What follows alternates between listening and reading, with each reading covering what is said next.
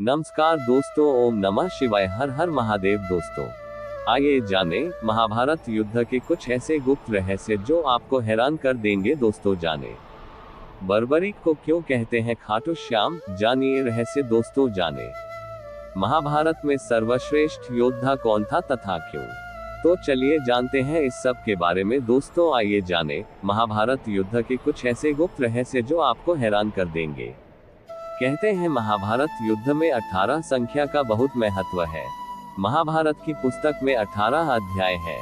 कृष्ण ने कुल 18 दिन तक अर्जुन को ज्ञान दिया। 18 दिन तक ही युद्ध चला। गीता में भी 18 अध्याय है। महाभारत को पंचम वेद कहा गया है। ये ग्रंथ हमारे देश के मन प्राण में बसा हुआ है। ये भारत की राष्ट्रीय गाथा है। इस ग्रंथ में तत्कालीन भारत आर्यावर्त का समग्र इतिहास वर्णित है। अपने आदर्श स्त्री पुरुषों के चरित्रों से हमारे देश के जनजीवन को ये प्रभावित करता रहा है। इसमें सैकड़ों पात्रों, स्थानों, घटनाओं तथा विचित्रताओं व विडंबनाओं का वर्णन है। महाभारत में कई घटना, संबंध और ज्ञान विज्ञान के रहस्य छिपे हुए हैं। महाभारत का हर पात्र जीवंत है, चाहे वह कौरव, पांडव, कर्ण और कृष्ण हो या धृष्टद्युम्न, शल्य, शिखंडी और कृपाचार्य हो। महाभारत सिर्फ योद्धाओं की गाथाओं तक सीमित नहीं है। महाभारत से जुड़े शाप, वचन और आशीर्वाद में भी रहस्य छिपे हैं। दरअसल महाभारत की कहानी युद्ध के बाद समाप्त नहीं होती है। असल में महाभारत की कहानी तो युद्ध के बाद शुरू होती है। आज तक अश्वत्थामा क्यों जीवित है, क्यों यदुवंशियों के नाश का शाप दिया गया था और क्यों धर्म चल पड़ा था कलयुग की राह पर। महाभारत का रहस्य अभी सुलझना बाकी है। महाभारत युद्ध और उससे जुड़े रहस्य शायद ही जानते हो। 18 का रहस्य। कहते हैं कि महाभारत युद्ध में 18 संख्या का बहुत महत्व है। महाभारत की पुस्तक में 18 अध्याय है। कृष्ण ने कुल 18 दिन तक अर्जुन को ज्ञान दिया। 18 दिन तक ही युद्ध चला। गीता में भी 18 अध्याय है। कौरवों और पांडवों की सेना भी कुल 18 अक्षौहिणी सेना थी, जिनमें कौरवों की 11 और पांडवों की 7 अक्षौहिणी सेना थी। इस युद्ध के प्रमुख सूत्रधार भी 18 थे। इस युद्ध में कुल 18 योद्धा ही जीवित बचे थे। सवाल यह उठता है कि सब कुछ 18 की संख्या में ही क्यों होता गया। क्या यह संयोग है या इसमें कोई रहस्य छिपा है। क्या आज भी जीवित है अश्वत्थामा। विज्ञान यह नहीं मानता कि कोई व्यक्ति हजारों वर्षों तक जीवित रह सकता है। ज्यादा से ज्यादा 150 वर्ष तक जीवित रहा जा सकता है, वह भी इस शर्त पर कि आबोहवा और खानपान अच्छा हो तो। तब ऐसे में कैसे माना जा सकता है कि अश्वत्थामा जीवित होंगे। क्यों जीवित है अश्वत्थामा। महाभारत के युद्ध में अश्वत्थामा ने ब्रह्मास्त्र छोड़ दिया था, जिसके चलते लाखों लोग मारे गए थे। अश्वत्थामा के इस कृत्य से कृष्ण क्रोधित हो गए थे और उन्होंने अश्वत्थामा को शाप दिया था कि तू इतने वधों का पाप धोता हुआ 3000 वर्ष तक निर्जन स्थानों में भटकेगा। तेरे शरीर से सदैव रक्त की दुर्गंध निस्सृत होती रहेगी। तू अनेक रोगों से पीड़ित रहेगा। व्यास ने श्री कृष्ण के वचनों का अनुमोदन किया। कहते हैं कि अश्वत्थामा इस शाप के बाद रेगिस्तानी इलाके में चला गया था और वहां रहने लगा था। कुछ लोग मानते हैं कि वह अरब चला गया था। उत्तर प्रदेश में प्रचलित मान्यता अनुसार अरब में उसने कृष्ण और पांडवों के धर्म को नष्ट करने की प्रतिज्ञा ली थी। ये 7 आज भी जिंदा है। महाभारत काल में विमान और परमाणु अस्त्र थे। मोहनजोदड़ो में कुछ ऐसे कंकाल मिले थे जिसमें रेडिएशन का असर था। महाभारत में सौप्तिक पर्व के अध्याय 13 से 15 तक ब्रह्मास्त्र के परिणाम दिए गए हैं। हिंदू इतिहास के जानकारों के मुताबिक 3 नवंबर 5561 ईसा पूर्व छोड़ा हुआ ब्रह्मास्त्र परमाणु बम ही था। महाभारत में इसका वर्णन मिलता है। तदस्त्रम प्रज्वल महाज्वालम तेजोमंडल संवृतम सशब्दम भवम व्योम ज्वालामालाकुलम भरिशम चचाल च मही कृत्स्ना सपर्वत्व नद्रुमा। 8, 10, 14 अर्थात ब्रह्मास्त्र छोड़े जाने के बाद भयंकर वायु जोरदार तमाचे मारने लगी। सहस्राब्दी उल्का आकाश से गिरने लगे। भूतमात्रा को भयंकर महाभय उत्पन्न हो गया। आकाश में बड़ा शब्द हुआ। आकाश जलाने लगा। पर्वत, अरण्य, वृक्षों के साथ पृथ्वी हिल गई। कौरवों का जन्म एक रहस्य। कौरवों को कौन नहीं जानता। धृतराष्ट्र और गांधारी के 99 पुत्र और एक पुत्री थी जिन्हें कौरव कहा जाता था। कुरु वंश के होने के कारण ये कौरव कहलाए। सभी कौरवों में दुर्योधन सबसे बड़ा था। गांधारी जब गर्भवती थी तब धृतराष्ट्र ने एक दासी के साथ सहवास किया था, जिसके चलते युयुत्सु नामक पुत्र का जन्म हुआ। इस तरह कौरव 100 हो गए। युयुत्सु एन वक्त पर कौरवों की सेना को छोड़कर पांडवों की सेना में शामिल हो गया था। गांधारी ने वेदव्यास से पुत्रवती होने का वरदान प्राप्त कर किया। गर्भ धारण कर लेने के पश्चात भी 2 वर्ष व्यतीत हो गए, किंतु गांधारी के कोई भी संतान उत्पन्न नहीं हुई। इस पर क्रोधवश गांधारी ने अपने पेट पर जोर से मुक्के का प्रहार किया, जिससे उसका गर्भ गिर गया। वेदव्यास ने इस घटना को तत्काल ही जान लिया। वे गांधारी के पास आकर बोले, गांधारी, तूने बहुत गलत किया। मेरा दिया हुआ वर कभी मिथ्या नहीं जाता। अब तुम शीघ्र ही 100 कुंड तैयार करवाओ और उनमें घृत घी भरवा दो। वेदव्यास ने गांधारी के गर्भ से निकले मांस पिंड पर अभिमंत्रित जल छिड़का, जिससे उस पिंड के अंगूठे के पोलवे के बराबर 100 टुकड़े हो गए। वेदव्यास ने उन टुकड़ों को गांधारी के बनवाए हुए 100 कुंडों में रखवा दिया और उन कुंडों को 2 वर्ष पश्चात खोलने का आदेश देकर अपने आश्रम चले गए। 2 वर्ष बाद सबसे पहले कुंड से दुर्योधन की उत्पत्ति हुई। फिर उन कुंडों से धृतराष्ट्र के शेष 99 पुत्र एवं दुःशला नामक एक कन्या का जन्म हुआ। महान योद्धा बर्बरीक महान पांडव भीम के पुत्र घटोत्कच और नागन्या अहिलवती के पुत्र थे। कहीं कहीं पर मोर दैत्य की पुत्री कामकंटकटा के उदर से भी इनके जन्म होने की बात कही गई है। महाभारत का युद्ध जब तय हो गया तो बर्बरीक ने भी युद्ध में सम्मिलित होने की इच्छा व्यक्त की और मां को हारे हुए पक्ष का साथ देने का वचन दिया।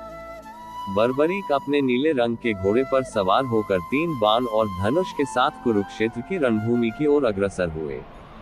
बर्बरीक के लिए 3 बाण ही काफी थे, जिसके बल पर वे कौरव और पांडवों की पूरी सेना को समाप्त कर सकते थे। ये जानकर भगवान कृष्ण ने ब्राह्मण के वेश में उनके सामने उपस्थित होकर उनसे दान में छलपूर्वक उनका शीश मांग लिया। बर्बरीक ने कृष्ण से प्रार्थना की कि वे अंत तक युद्ध देखना चाहते हैं। तब कृष्ण ने उनकी यह बात स्वीकार कर ली। फाल्गुन मास की द्वादशी को उन्होंने अपने शीश का दान दिया। भगवान ने उस शीश को अमृत से सींचकर सबसे ऊंची जगह पर रख दिया ताकि वे महाभारत युद्ध देख सके। उनका सिर युद्धभूमि के समीप ही एक पहाड़ी पर रख दिया गया, जहां से बर्बरीक संपूर्ण युद्ध का जायजा ले सकते थे। बर्बरीक को क्यों कहते हैं खाटू श्याम, जानिए रहस्य। तब भगवान श्री कृष्ण ब्राह्मण का भेष बनाकर सुबह बर्बरीक के शिविर के द्वार पर पहुंच गए और दान मांगने लगे। बर्बरीक ने कहा, मांगो ब्राह्मण, क्या चाहिए? ब्राह्मण रूपी कृष्ण ने कहा कि तुम दे न सकोगे। लेकिन बर्बरीक कृष्ण के जाल में फंस गए और कृष्ण ने उससे उसका शीश मांग लिया। बर्बरीक द्वारा अपने पितामह पांडवों की विजय हेतु स्वेच्छा के साथ शीशदान कर दिया गया। बर्बरीक के इस बलिदान को देखकर दान के पश्चात श्री कृष्ण ने बर्बरीक को कलियुग में स्वयं के नाम से पूजित होने का वर दिया। आज बर्बरीक को खाटू श्याम के नाम से पूजा जाता है। जहां कृष्ण ने उसका शीश रखा था उस स्थान का नाम खाटू है। महाभारत में सर्वश्रेष्ठ योद्धा कौन था तथा क्यों? महाभारत में एक से एक योद्धा थे। प्रत्येक व्यक्ति की दृष्टि में अलग अलग योद्धा सर्वश्रेष्ठ हो सकते हैं। किसी के लिए अर्जुन सर्वश्रेष्ठ थे तो किसी के लिए कर्ण, किसी के लिए अश्वत्थामा तो किसी के लिए भीम। कोई बर्बरीक को तो कोई घटोत्कच को सर्वश्रेष्ठ योद्धा मानेगा, कोई एकलव्य को तो कोई द्रोण या भीष्म को। लेकिन हम क्या सोचते हैं यह आपको बताएंगे। इस लेख में भगवान श्री कृष्ण को तुलना में शामिल नहीं किया जा सकता। कर्ण को क्यों मानते हैं सर्वश्रेष्ठ योद्धा? दरअसल कर्ण ही एक ऐसे सर्वश्रेष्ठ योद्धा थे जिन्होंने विपरीत परिस्थिति के बावजूद खुद को एक श्रेष्ठ योद्धा के रूप में स्थापित किया था। आओ जानते हैं कर्ण के बारे में वे तथ्य जिनके कारण उन्हें महान योद्धा माना जा सकता है। 1. अर्जुन का साथ देने के लिए जगत के स्वामी थे, लेकिन कर्ण का साथ देने के लिए दुर्योधन ही था। अर्जुन पूर्णतः श्री कृष्ण पर आश्रित थे, जबकि इधर दुर्योधन खुद कर्ण पर आश्रित था। 2. कर्ण को द्रोण ने वह संपूर्ण शिक्षा नहीं दी जो उन्होंने पांडवों या कौरवों को दी थी। फिर भी कर्ण ने परशुराम से बची हुई शिक्षा छल से हासिल कर ली थी। यदि कर्ण अर्जुन के बराबर योग्य नहीं होता तो भगवान परशुराम कर्ण को शिक्षा देने के लिए तैयार नहीं होते। 3. कर्ण एक सच्चा मित्र होने के साथ साथ ही दानवीर भी था। स्वयं भगवान श्री कृष्ण इस बात की पुष्टि करते हैं कि कर्ण से बड़ा दानी कोई नहीं।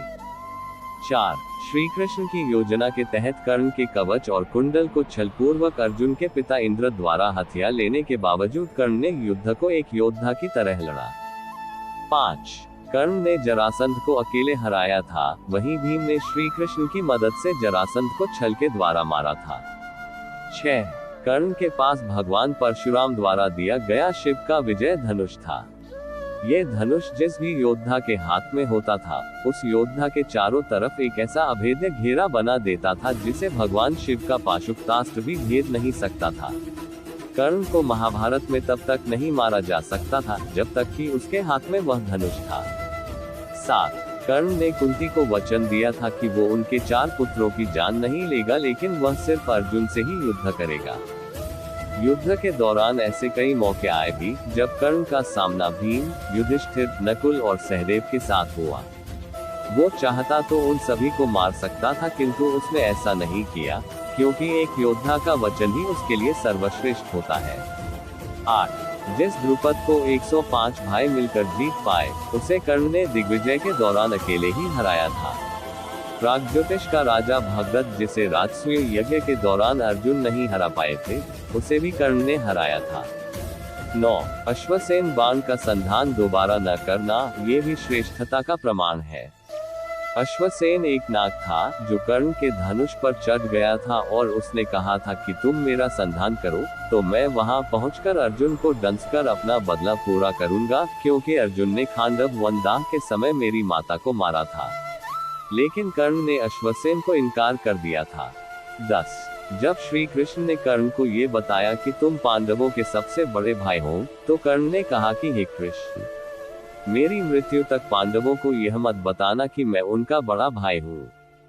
कर्ण की यह बात सिद्ध करती है कि वह पांडवों के प्रति किसी भी षड्यंत्र में शामिल नहीं था, फिर भी युद्ध के सामने योद्धाओं की तरह ही लड़ा। 11. महाभारत के एक प्रसंगानुसार जब कर्ण के बाणों के प्रहार से अर्जुन का रथ कुछ इंच पीछे चला जाता है और कृष्ण उसकी प्रशंसा करते हैं, तब अर्जुन कहता है कि मेरे बाणों से कर्ण का रथ कई गज पीछे चला गया, तब आपने मेरी प्रशंसा नहीं की। अर्जुन की इस बात पर भगवान श्री कृष्ण कहते हैं कि कर्ण के रथ पर कर्ण और महाराज शल्य बैठे हैं, परंतु तुम्हारे रथ पर मैं यानी भगवान नारायण और महावीर हनुमान बैठे हैं, तब भी कर्ण ने तुम्हारा रथ पीछे धकेल दिया। सोचो, यदि महावीर हनुमान नहीं होते तो क्या होता। दोस्तों, अगर वीडियो पसंद आया हो तो वीडियो को लाइक करें और चैनल को सब्सक्राइब जरूर कर ले। धन्यवाद।